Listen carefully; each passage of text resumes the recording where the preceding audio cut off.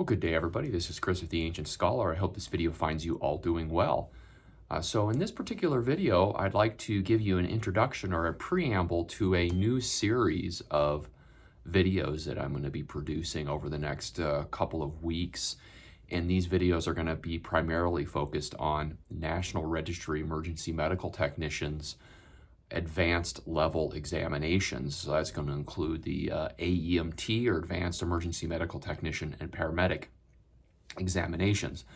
My focus is going to be more on paramedic, but this is going to be relevant for both providers or people that are going to be testing to be certified as those providers. And so I think at either level, if you are interested or this prospect is upcoming in the next few months, you may find the content in this series of videos to be helpful or informative.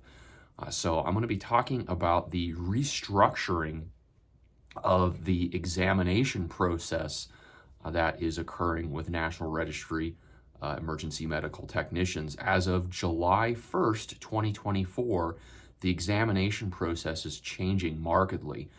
Prior to that, what has traditionally gone on, and this has been with my entire history with the National Registry dating back to 1996 or 97, when I first registered or was certified as an EMT through National Registry.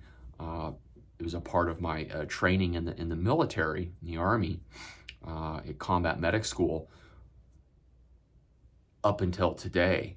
So over 2 decades, closing in on 3 decades actually, of experience with National Registry.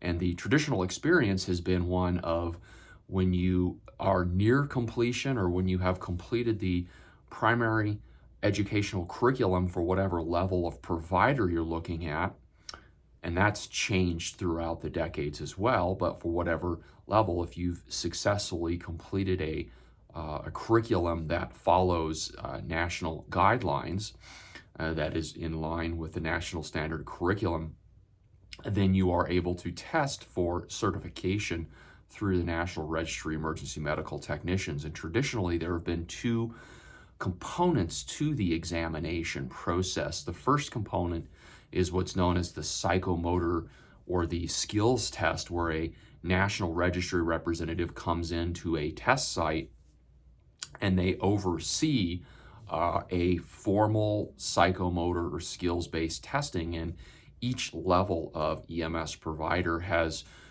traditionally had a number of skills that they have to officially test out, and there are dedicated skill sheets that get filled out by providers, and this is overseen by a National Registry representative. And then those results are sent to the National Registry in Ohio, where they officially tally, and then an official test or score report is sent out to the candidate. And then the second component is a computer-based test, or what we call a computer adaptive test. And all levels of provider, with the exception of the AEMT,